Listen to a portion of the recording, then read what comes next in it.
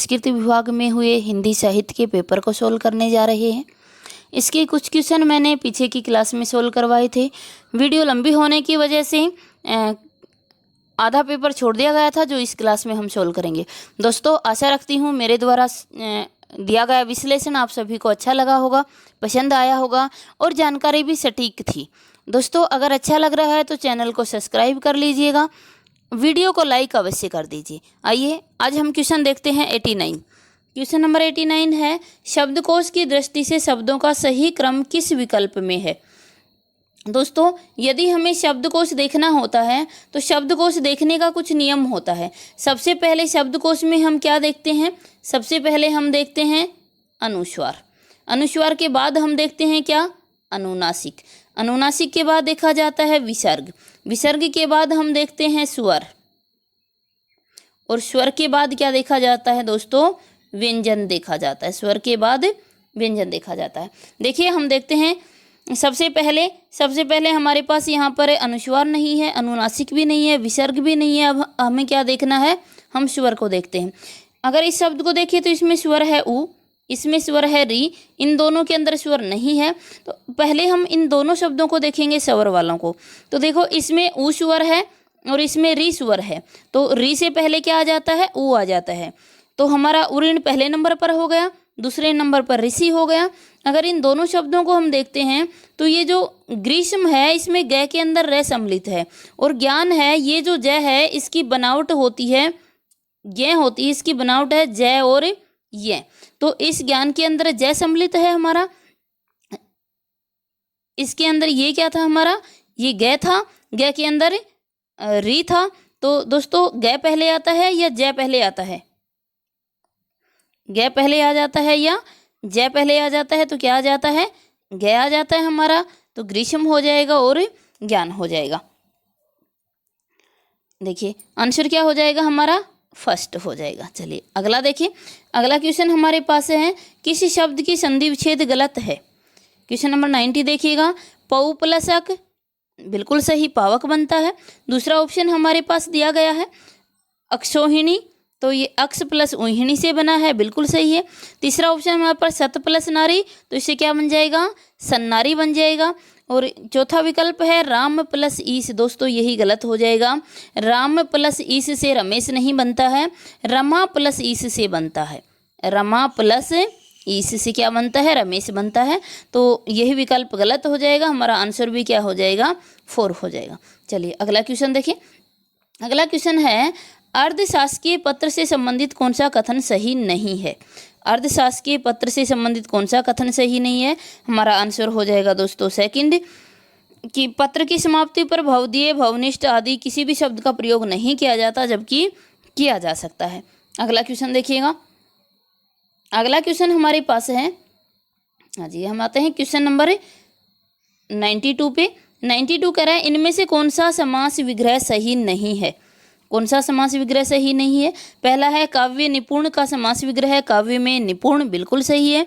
दूसरा है राष्ट्रभक्ति, राष्ट्रभक्ति का समास विग्रह दिया राष्ट्र की भक्ति, दोस्तों यही गलत हो जाएगा। राष्ट्रभक्ति राष्ट्र की भक्ति नहीं होती है, राष्ट्र के लिए भक्ति होती है। तो हमारा आंसर भी क्या हो जाएगा? सेकंड हो जाएगा। चलिए अगला देखते हैं। अगला क्वेश्चन हमारे पास है, इनमें कौन सा सामासिक पद गलत है। कौन सा सामासिक पद गलत है? पहला विकल्प है स्वर्ग को गत, स्वर्गगत हो गया।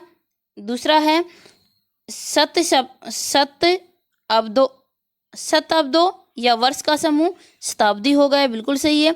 काला है जो सांप, काला सांप हो गया। जीवन पर्यंत, चौथा विकल्प हमें दिया गया है जीवन पर्यंत। दोस्तों, जीवन पर्यंत की अगर हम बात करते हैं तो जीवन पर्यंत के लिए आजन्म शब्द का प्रयोग नहीं किया जाता है, तो यही हमारा गलत हो गया, और आंसर भी क्या हो जाएगा? 4 हो जाएगा। चलिए अगला क्वेश्चन देखें। किस शब्द में वी उपसर्ग है?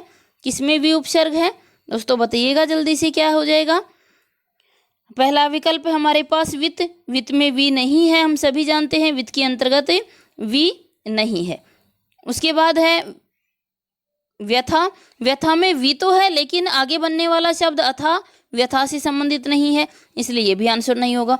तीसरा है व्यतीत, तो ये वी प्लस अतीत से बना हुआ है दोस्तों, यही हमारा सही हो जाएगा। व्यतीत में क्या है, वी उपसर्ग है।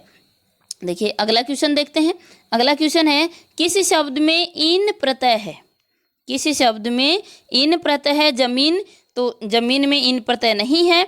उसके बाद है ग्रामीण शब्द है दोस्तों, ग्रामीण को अगर हम देखें तो ग्राम प्लस इन होता है, ग्राम प्लस इन से क्या बन जाता है, ग्रामीण शब्द बन जाता है। ग्राम प्लस इन से क्या हो जाता है, ग्रामीण हो जाता है।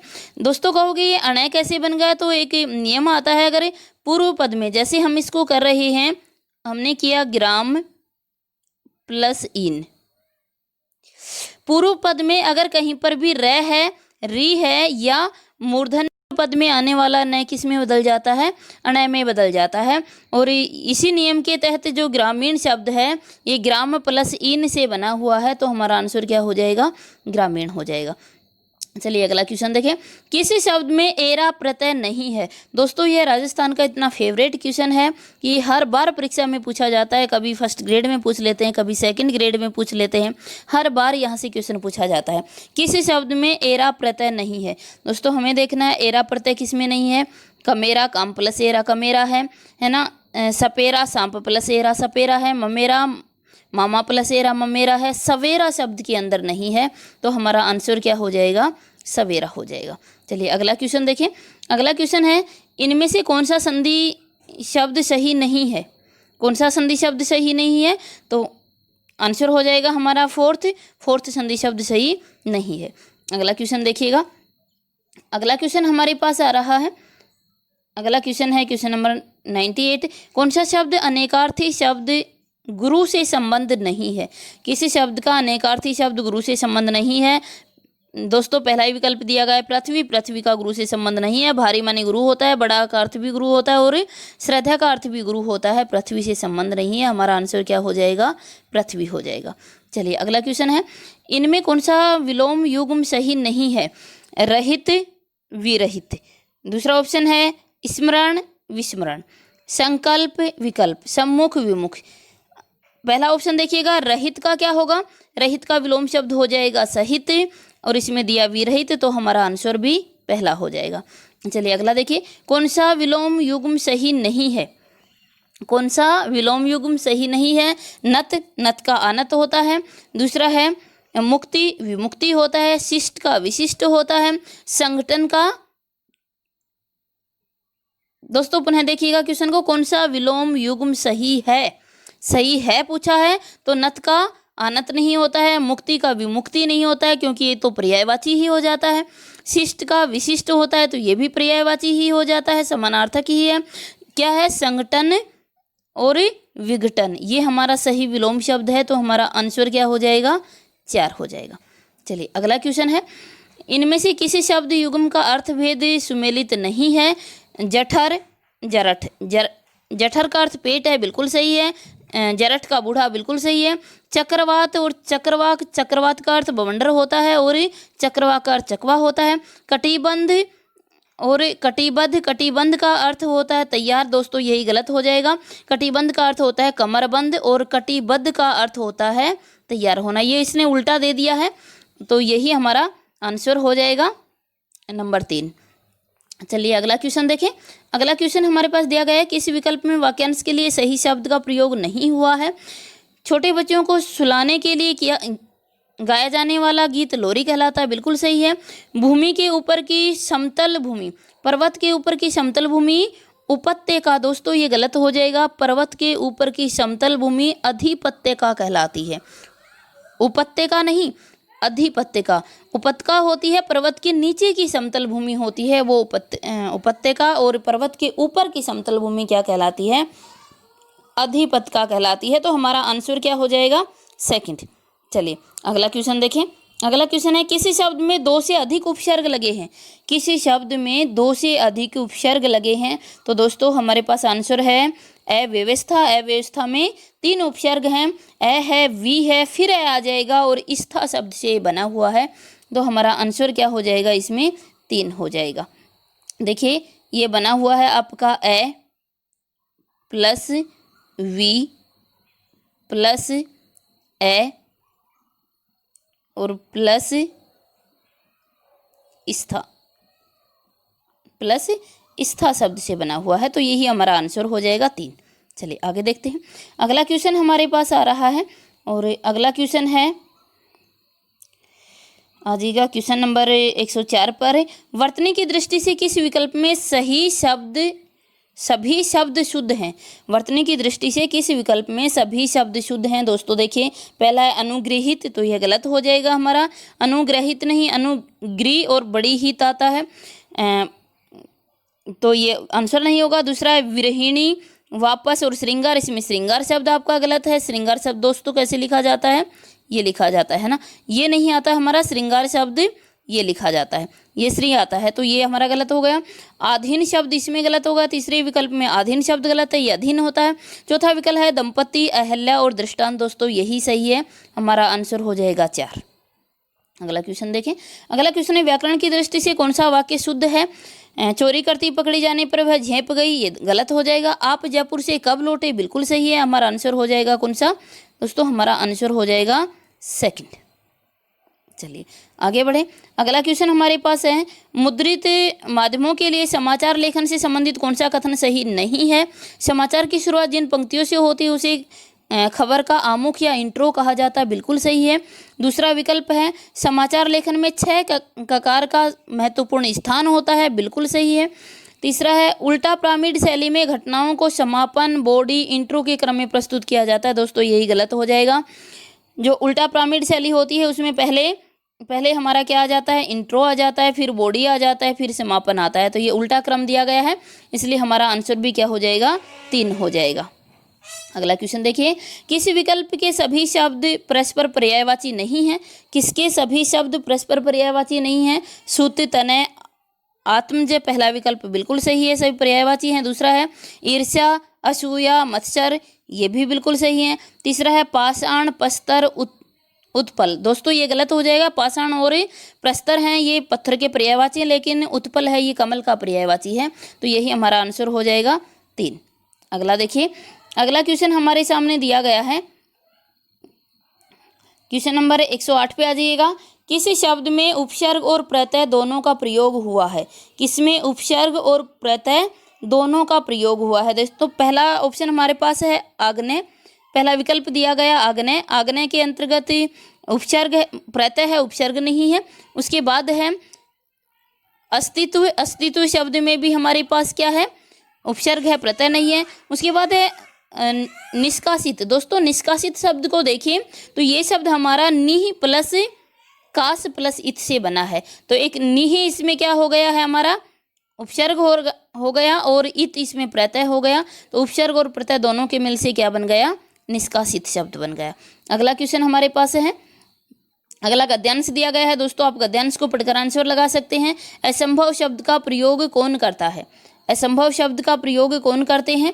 दोस्तों जल्दी से बता दीजिएगा, असंभव शब्द का प्रयोग कौन करते हैं? तो असंभव शब्द का प्रयोग कौन करते हैं, इसको पढ़ोगे तो हमारे सामने आ जाएगा, आंसर हो जाएगा कायर, आंसर हो जाएगा 2 कायर। अगला देखिएगा, अगला क्वेश्चन हमारे पास आ रहा है, किस विशेषता के बिना जीवन व्यर्थ नहीं जाता? किस विशेषता के बिना जीवन व्यर्थ नहीं जाता? तो हमारा आंसर हो जाएगा फर्स्ट धन संपदा। अगला क्वेश्चन देखिएगा, अगला है पद्यांश में किसका गुणगान किया गया है? तो पद्यांश में किसका गुणगान किया गया है? कर्मवीर का गुणगान किया गया है। अगला क्वेश्चन है, अगला क्वेश्चन हमारे पास आता है क्वेश्चन नंबर 112, देखिए ये भी पद्यांश में गद्यांश में से आपको देना है। उक्त अवतरण के अनुसार किन भाषाओं को राष्ट्रीय भाषाएं कहा गया है? किन भाषाओं को राष्ट्रीय भाषाएं कहा गया है? तो हमारा आंसर हो जाएगा दोस्तों कौन सा? समृद्ध साहित्य वाली भाषा को राष्ट्रीय भाषा कहा गया है। तो राष्ट्रीय भाषा कौन सा हो जाएगा? हमारी किसी भी राष्ट्र की राष्ट्रीय भाषा कौन सी हो जाएगी? लोगों में प्रचलित किसी विशेष भाषा को क्या कहा जाता है? राष्ट्रीय भाषा कहा जाता है। तो यहाँ हमारा आंसर हो जाएगा समृद्ध साहित्य वाली भाषा को, तो आंसर हो जाएगा 3। अगला क्वेश्चन हमें कि राष्ट्रभाषा की व्यापक विशेषताओं में किस तथ्य का उल्लेख नहीं है? तो किस तथ्य का उल्लेख नहीं है दोस्तों? तो इस गद्यांश में किसका उल्लेख नहीं किया गया? आंसर ऑप्शन 3 आंसर हमारा हो जाएगा। उसकी साहित्यिक धरोहर अत्यंत समृद्ध होती है, इसका जिक्र नहीं किया गया है। अगले क्वेश्चन पे आ जाइएगा। अगला क्वेश्चन है 114 का, उक्त अवतरण में राष्ट्रभाषा को परिभाषित करने में किस घटक का उल्लेख नहीं हुआ है? किस घटक का उल्लेख नहीं हुआ है? तो किसका नहीं हुआ है दोस्तों?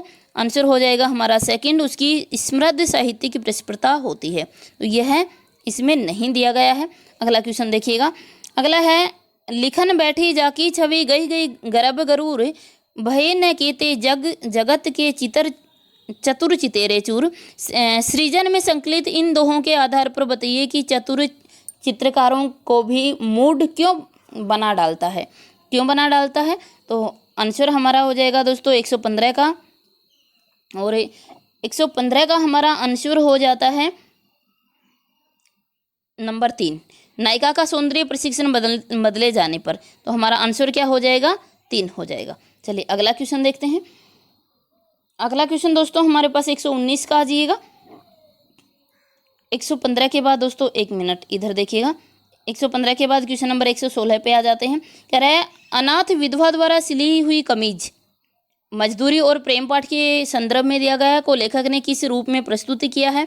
तो किस रूप में प्रस्तुत किया है बताइए जल्दी से। आपने बुक पढ़ी होंगी, बुक के अंदर से क्वेश्चन दिया गया है, तो आंसर हो जाएगा हमारा आत्मा के वस्त्र के रूप में। पहला आंसर हो जाएगा आत्मा के वस्त्र के रूप में। अगला क्वेश्चन देखिएगा। अगला क्वेश्चन हमारे पास है, इनमें से कौन सा विचार सृजन में संकलित मैं और मैं नामक निबंध के प्रतिपादित नहीं किया गया है? तो 117 का दोस्तों आंसर बताइए। 117 का आंसर देखिए क्या हो जाएगा, मनुष्य का प्राथमिक कर्तव्य है कि वह स्वयं से पहले दूसरों के विषय में सोचे, यह इस निबंध में नहीं दिया गया है, तो हमारा आंसर क्या हो जाएगा? फर्स्ट हो जाएगा। चलिए अगला क्वेश्चन देखते हैं। अगला है, बात सीधी सी थी पर एक बार भाषा के चक्कर में जरा टेढ़ी फंस गई। सृजन में संकलित इस काव्यांश का भावार्थ क्या है? तो भावार्थ है, चमत्कारपूर्ण भाषा प्रयोग से कविता प्रभावशाली बन जाती है, नहीं। दूसरा है, सिद्धहस्त कवि भाषा चमत्कारी द्वारा टेढ़ी बातों को भी सरलता से व्यक्त करता है, नहीं। और तीसरा ऑप्शन हमारे पास, टेढ़ी सरल सभी बातें भाषा द्वारा ही व्यक्त की जाती हैं, ये भी नहीं।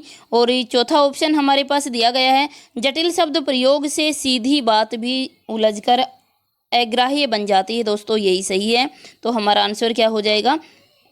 हमारा आंसर हो जाएगा 4। चलिए अगला ऑप्शन देखते हैं। अगला क्वेश्चन देखते हैं। अगला क्वेश्चन हमारे पास है 119 का, मानस का हंस किसके जीवन पर आधारित उपन्यास है? दोस्तों ये आप सभी को पता है। ऑप्शन देकर हम आपसे आग्रह करेंगे कि आप सभी बताएं कमेंट करके कि मानस का हंस किसके जीवन पर आधारित उपन्यास है। चलिए सभी बताइएगा, ये क्वेश्चन आपके ऊपर छोड़ते हैं, शायद सभी को आता ही होगा, फिर भी चलो आंसर बता देते हैं, क्या हो जाएगा? सेकंड, गोस्वामी तुलसीदास। चलिए अगला क्वेश्चन है, नाथ बैरोजगी के ताही सो बुद्धि बल सकिय जीती जाही सो, तुम ही रघुपति अंतर कैसा खलु डोट डोट जैसा। सरयू में संकलित उक्त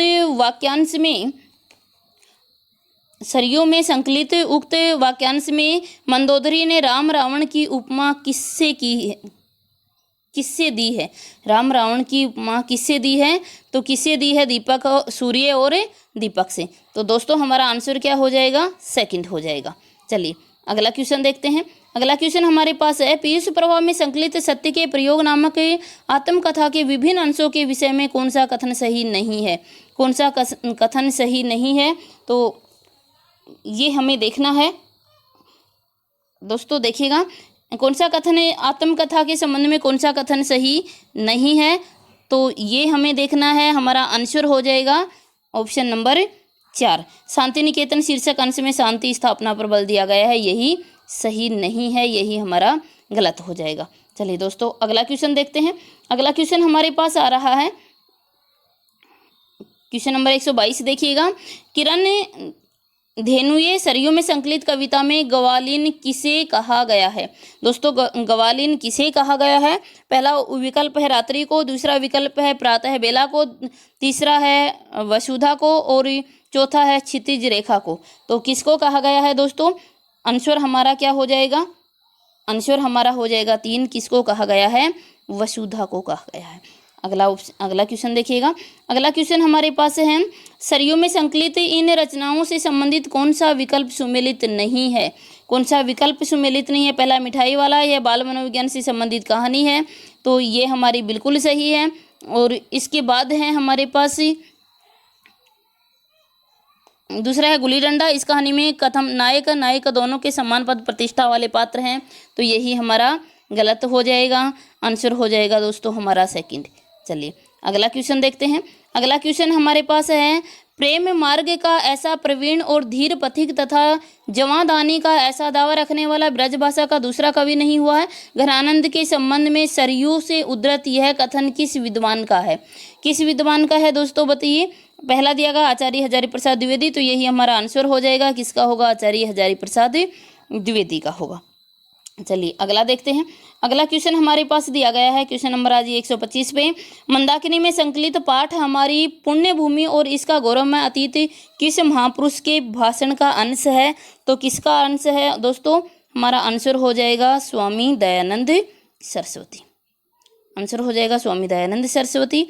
चलिए अगला क्वेश्चन देखते हैं। अगला है 126 का, डॉक्टर रामकुमार वर्मा से बातचीत मंदाकिनी में संकलित पाठ के आधार पर बताइए कि रामकुमार वर्मा को गद्य गीत लिखने की प्रेरणा कहाँ से मिली? गद्य गीत लिखने की प्रेरणा कहाँ से मिली? पहला ऑप्शन हमारे पास दिया है यूनिवर्सिटी ड्रामेटिक सोसाइटी से नहीं, पिताजी से नहीं, जबलपुर की मित्र मंडली से नहीं, किससे मिली है? कश्मीर की प्राकृतिक शोभा से। तो हमारा आंसर हो जाएगा 4। चलिए अगला क्वेश्चन देखते हैं। अगला है, इनमें से कौन सा कथन भक्ति आंदोलन और तुलसीदास सरयू में संकलित पाठ में स्थापित मान्यताओं से मेल नहीं खा रहा है? तो हमारा आंसर हो जाएगा पहला ही कि भक्ति साहित्य का उद्भव मुस्लिम प्राधीनता जन्य निराशा से हुआ है, तो आंसर हमारा हो जाएगा फर्स्ट। चलिए अगला क्वेश्चन देखते हैं। अगला क्वेश्चन हमारे पास दिया गया है, अगला क्वेश्चन है क्वेश्चन नंबर 128, काव्य के भाग बड़े सजनी माखन रोटी प्रज्ञा प्रवाह में संकलित रसखान द्वारा रचित इन वाक्यांशों में काव्य के भाग्य की सराहना क्यों की गई है? पहला माखन रोटी मिलने के कारण नहीं, दूसरा कृष्ण के हाथ का स्पर्श कर पा लेने के कारण। दोस्तों बिल्कुल सही है, तो हमारा आंसर क्या हो जाएगा? सेकंड हो जाएगा। चलिए अगला क्वेश्चन देखते हैं। अगला क्वेश्चन है, निम्नलिखित में दुष्यंत कुमार का गजल संग्रह है। दुष्यंत कुमार का गजल संग्रह कौन सा है दोस्तों? तो गजल संग्रह कौन सा हो जाएगा? हमारा साए में धूप, पहला आंसर हो जाएगा। चलिए अगला क्वेश्चन देखते हैं। अगला है, मित्रता प्रज्ञा प्रवाह में संकलित नामक निबंध में विश्वास पात्र मित्र की उपमा किसे दी गई है? तो दोस्तों जल्दी से बताइएगा। पहला विकल्प हमारे सामने दिया गया है हीरे से, दूसरा है औषध से, तो आंसर भी हमारा क्या हो जाएगा? औषध हो जाएगा। चलिए अगला क्वेश्चन देखते हैं। कांपती उंगलियों में कसकर पकड़ा हुआ अखबार और आंखों से बाण बीच कोंच युगल की मुख पीड़ा थी खालिस्तान, यह गद्यांश मंदाकिनी के किस पाठ से उद्धृत है? दोस्तों मंदाकिनी के किस पाठ से उद्धृत है? तो हमारा विकल्प सही हो जाएगा निर्वासित, आंसर हो जाएगा 3। चलिए अगला देखिएगा। अगला क्वेश्चन हमारा है 132 का, प्रज्ञा प्रवाह में संकलित निराला भाई संस्मरण के आधार पर बताइए कि इनमें से कौन सी विशेषता निराला के व्यक्तित्व से मेल नहीं खाती है? तो पहला विकल्प हमारे पास दिया गया है, प्रतिकूल परिस्थितियों में उन्होंने कभी हार नहीं मानी, तो यह है उनमें ओढ़र दान की प्रवृत्ति थी, ये भी है उनका जीवन बहुत व्यवस्थित था। दोस्तों यही गलत हो जाएगा, निराला जी का जीवन बहुत व्यवस्थित नहीं था, हमारा आंसर हो जाएगा 3। अगला देखिएगा। अगला क्वेश्चन हमारे पास 133 का, बड़े घर की बेटियां ऐसी ही होती हैं, बिगड़ता हुआ काम बना लेती हैं। बड़े घर की बेटी कहानी में यह कथन किसका है? तो यह कथन दोस्तों किसका हो जाएगा? यह हो जाएगा बेनी माधव सिंह का। देखिए अगला क्वेश्चन है, प्रज्ञा प्रवाह में संकलित हार की जीत में बाबा भारती डाकू खड़क सिंह को घोड़ा छीन लेने की बात किसी को बताने के लिए क्यों मना करते हैं? पहला ऑप्शन है बदनामी के भय से नहीं, जनता द्वारा विद्रोह कर लेने के भय से नहीं, दूसरा है पुलिस कार्रवाई के भय से, ये भी नहीं है, गरीब अपाहिजों पर से विश्वास उठ जाने के भय से। तो आंसर हो जाएगा हमारा आंसर हमारा हो जाएगा 4, गरीब अपाहिजों पर से विश्वास उठ जाने के भय से। चलिए अगला क्वेश्चन देखते हैं। अगला क्वेश्चन है हमारे पास 135 क्वेश्चन देखिएगा। आयो घोष बड़ो व्यापारी अपरा में उद्धृत इस काव्य पंक्ति में घोष शब्द का अर्थ क्या है? घोष शब्द का अर्थ क्या है दोस्तों बताइएगा। घोष शब्द का अर्थ क्या है? आंसर हो जाएगा हमारा 3, अहीरों की बस्ती। चलिए अगला क्वेश्चन देखते हैं। अगला क्वेश्चन हमारे पास 136, अपरा में संकलित द्रुत झरो कविता में कवि क्या कामना करता है? क्या कामना करता है? पहला है आशापूर्ण नवयुग के आगमन की, विश्व बंधुता की, हरे भरे खेत खलिहानों की, स्वच्छ सुंदर पर्यावरण की। 136 क्वेश्चन नंबर 136 का हमारा आंसर हो जाएगा दोस्तों, देखिएगा 136 है और 136 का आंसर हमारा हो जाएगा पहला ही, क्या हो जाएगा? आशापूर्ण नवयुग के आगमन की। चलिए अगला क्वेश्चन देखते हैं। अगला क्वेश्चन हमारे पास है, शुभ सांत्वना है शोक में वे और औषधि रोग में, अपरा में उद्धृत इस काव्य पंक्ति में सांत्वना और औषधि शब्द किसके लिए प्रयुक्त हुए हैं? दोस्तों बताइए किसके लिए प्रयुक्त हुए हैं? हमारा आंसर हो जाएगा 3, किसके लिए? पत्नी के लिए। चलिए अगला क्वेश्चन देखते हैं। अगला क्वेश्चन 138, इनमें से कौन सी कहानी रूपक शैली में लिखी गई है? कौन सी कहानी रूपक शैली में लिखी गई है बताइएगा। क्वेश्चन नंबर 138 देखिएगा, बड़े घर की बेटी नहीं, देशभक्त। दोस्तों यही क्या है? रूपक शैली में लिखी गई है देशभक्त। अगला क्वेश्चन देखिएगा। अगला क्वेश्चन है हमारे पास क्वेश्चन नंबर 139, अपरा में संकलित नशा कहानी का व्यंग विषय क्या है? नशा कहानी का व्यंग विषय क्या है दोस्तों बताइए जल्दी से। कथनी और करनी की विसंगति, दूसरा है नेताओं का दोहरा चरित्र, तीसरा है सत्ता का मोह और चौथा है नशाखोरी की दुष्प्रवृत्ति। तो हमारा आंसर हो जाएगा 1, कथनी और करनी में विसंगति। दोस्तों आंसर हो गया 1। अगला क्वेश्चन देखिएगा। अगला क्वेश्चन है 140 का, आलोक में संकलित रचना स्वतंत्र उपासक महाप्राण प्रताप के आधार पर बताइए कि अब्दुल रहीम खान खाना प्रताप से युद्ध लड़े बिना ही मेवाड़ से क्यों लौट आए थे? पहला है प्रताप के छापामार युद्ध कौशल से घबराकर नहीं, अकबर के बुलाने पर नहीं, प्रताप के चरित्र की महानता से प्रभावित होकर। दोस्तों यही हमारा आंसर हो जाएगा, प्रताप की चरित्रता की महानता से प्रभावित होकर खान खाना वापिस लौट गए थे। चलिए अगला क्वेश्चन है। अगला 141, अपरा में संकलित किस गद्य रचना में मानवेतर जीवों का सजीव चित्रण हुआ है? तो किसमें हुआ है? पहला विकल्प हमारे पास दिया गया है, पहला विकल्प है भारतीय जीवन दर्शन एवं संस्कृति, दूसरा है निक्की रोजी और रानी। तो इसी में हो जाएगा आंसर हमारा सेकंड हो जाएगा, निक्की रोजी और रानी। चलिए अगला क्वेश्चन देखते हैं। अगला क्वेश्चन हमारे पास है क्वेश्चन नंबर 142 पे आ जाइएगा। 142 का क्वेश्चन है, ग्रंथ और लेखक के से संबंधित कौन सा विकल्प सुमेलित नहीं है? ये आपको देखना है कौन सा सुमेलित नहीं है। पहला विकल्प है हमारे पास हिंदी साहित्य की भूमिका आचार्य हजारी प्रसाद द्विवेदी, बिल्कुल सही है। हिंदी भाषा और साहित्य श्याम सुंदर दास, बिल्कुल सही है। रीति काव्य की भूमिका नगेंद्र, ये भी सही है। हिंदी साहित्य का इतिहास धीरेन्द्र वर्मा का नहीं, आचार्य रामचंद्र शुक्ल का है। तो यही हमारा गलत हो जाएगा और हमारा आंसर हो जाएगा 4th। चलिए अगला क्वेश्चन है, रीतिकाल के कवियों के परिचय लिखने में मैंने प्राय मिश्र बंधु विनोद से ही विवरण लिया है। यह कथन किसका है? पहला विकल्प आचार्य रामचंद्र शुक्ल का। तो दोस्तों यही हमारा सही हो जाएगा, आचार्य रामचंद्र शुक्ल का है। चलिए अगला क्वेश्चन देखें।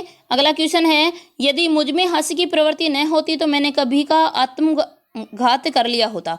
आलोक में संकलित गांधी जी के आधार पर बताइए कि गांधी जी ने यह बात किससे कही थी?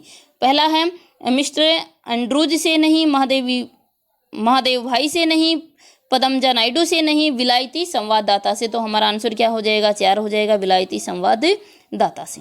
चलिए अगला क्वेश्चन देखें दोस्तों। अगला क्वेश्चन देखिएगा 145 का है, हिंदी साहित्य के इतिहास का काल विभाजन करने वाले प्रथम इतिहासकार कौन है? काल विभाजन करने वाले प्रथम कौन है? तो पहला विकल्प है जॉर्ज ग्रियर्सन, यही हमारा आंसर हो जाएगा। जॉर्ज ग्रियर्सन ने सर्वप्रथम काल विभाजन का कार्य किया था। अगला क्वेश्चन देखिएगा 46 है, इनमें से कौन सा तथ्य सही नहीं है? राउल वेल में नायिका का नक्सिक वर्णन है, बिल्कुल सही है। उक्ति व्यक्ति प्रकरण एक व्याकरण ग्रंथ है, ये भी सही है। तीसरा, वर्ण रत्नाकर में काव्य शास्त्रीय तत्वों का विवेचन, दोस्तों ये गलत हो जाएगा। वर्ण रत्नाकर में काव्य शास्त्रों का तत्वों का विवेचन नहीं है, तो हमारा आंसर हो जाएगा 3। अगला देखिएगा, अगला क्वेश्चन है, हिंदी साहित्य इतिहास से संबंधित किस ग्रंथ में 693 ईस्वी से 1693 ईस्वी तक की कालावधि को ही समाहित किया गया है? विकल्प है मिश्र बंधु विनोद, नहीं। दूसरा, हिंदी साहित्य का आलोचनात्मक इतिहास, दोस्तों हमारा आंसर भी क्या हो जाएगा? सेकंड हो जाएगा, हिंदी साहित्य का आलोचनात्मक इतिहास। यह एक अपूर्ण इतिहास था, इसका केवल प्रथम भाग ही प्रकाशित हो पाया था, दूसरा भाग प्रकाशित नहीं हुआ, तो इसमें केवल हमारा जो है वो इसके अंतर्गत केवल 693 से 1693 ईस्वी तक का ही वर्णन समाहित था, तो हमारा आंसर हो जाएगा सेकंड। चलिए दोस्तों अगला क्वेश्चन देखते हैं। अगला क्वेश्चन हमारे पास आ रहा है, क्वेश्चन है 148। देखिएगा, इनमें से कौन सा कथन सही नहीं है? कौन सा कथन सही नहीं है? जैन कवियों की रचनाएं आचार्य रास फागु चरित आदि शैलियों में लिखित है, बिल्कुल सही है। सिद्धों की रचनाएं मुख्यतः 2 काव्य रूपों दोहा घोष और चर्या में उपलब्ध है। नेक्स्ट है, नाथ सिद्धों के वाममार्गी भोग प्रधान योग साधना के पक्षधर थे। दोस्तों यही गलत हो जाएगा, नाथ बिल्कुल भी भोग प्रधान योग साधना के पक्षधर नहीं थे, और इस प्रवृत्ति के कारण ही नाथ जो पंथ है उसका उदय हुआ था कि सिद्ध साहित्य में वाम मार्गी भोग प्रधान साधना आ गई थी। इस कुरीति को दूर करने के लिए नाथ पंथ का जन्म हुआ। तो हमारा आंसर भी क्या हो जाएगा? 3 हो जाएगा। अगला देखिए 149, राहुल सांस्कृत्य ने हिंदी का प्रथम कवि किसे माना है? दोस्तों यह क्वेश्चन राजस्थान में बहुत बार पूछा गया है। 149, राहुल सांस्कृत्य ने हिंदी का प्रथम कवि किसे माना है? तो जल्दी से आंसर बता दीजिएगा, किसे माना है? आंसर हो जाएगा हमारा सेकंड। किसको माना गया है? सर हप्पा को। चलिए अगला क्वेश्चन देखिए 150, निम्नलिखित रचनाओं और रचनाकारों को सम्मिलित कीजिएगा। पहला ऑप्शन हमारा है श्रावकाचार। श्रावकाचार किसकी है? देवसेन की हो जाएगी। प्रमाल रासो जगनिक की है। भारतेश्वर बाहुबली रास शालिभद्र सूरी की है। और बाहुड़ा दोहा किसकी है? राम सिंह की है। तो हमारा जो विकल्प है वो सही विकल्प कौन सा हो जाएगा दोस्तों? सही विकल्प हो जाएगा हमारा 4। आंसर हमारा हो जाएगा 4। दोस्तों आशा रखती हूँ आप सभी को वीडियो पसंद आई होगी और मेरे द्वारा दिए गए किसी भी क्वेश्चन का आंसर गलत नहीं होगा। थोड़ा समय मुझे अवश्य लगाया है लेकर आने में, लेकिन एक से एक 2 क्वेश्चन थे जिनके ऊपर मुझे संदेह था, उनको वैलिड जो बुक्स हैं उनके अंदर से खोजा और आपके सामने प्रस्तुत किया। दोस्तों अगर वीडियो अच्छी लगी तो लाइक और शेयर अवश्य कर दीजिएगा और हमारे चैनल को भी सब्सक्राइब कर लीजिएगा ताकि इसी प्रकार की अपडेट मैं आपके सामने लेकर आती रहूं। धन्यवाद।